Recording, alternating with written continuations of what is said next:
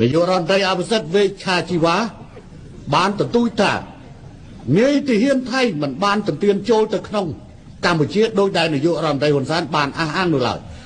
ឥឡូវអភិសិទ្ធហ៊ានស្បត់ទេហ៊ានស្បត់ទេអត់ស្បត់ឲ្យងាប់ទាំងពូជស្បត់ឲ្យអាលីទាំងប្រទេសតើកងទ័ពថៃបានលើកមកឈ្លានពានទឹកដីកម្ពុជា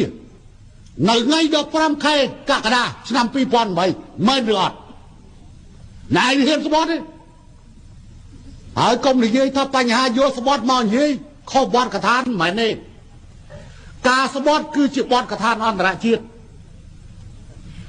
ព្រោះទាំងនាយករដ្ឋមន្ត្រីទាំងប្រធាននៃតម្រៃមុនគេឲ្យចូលតាមតម្លៃគេឲ្យចូលស្បត់ទាំងអស់ណាគ្រប់ប្រទេសទាំងអស់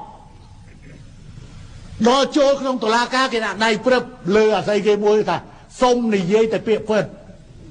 អញ្ចឹងហ៊ានស្បត់ទេហ៊ានស្បត់ងាប់ទាំងពូជ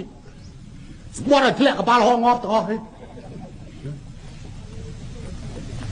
ហើយកុំថាដល់នេះ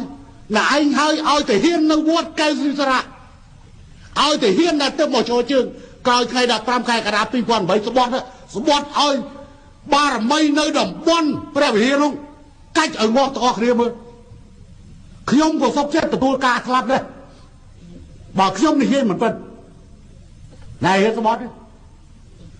អាហ្នឹងមួយបែបប៉ុន្តែមួយបែបទៀត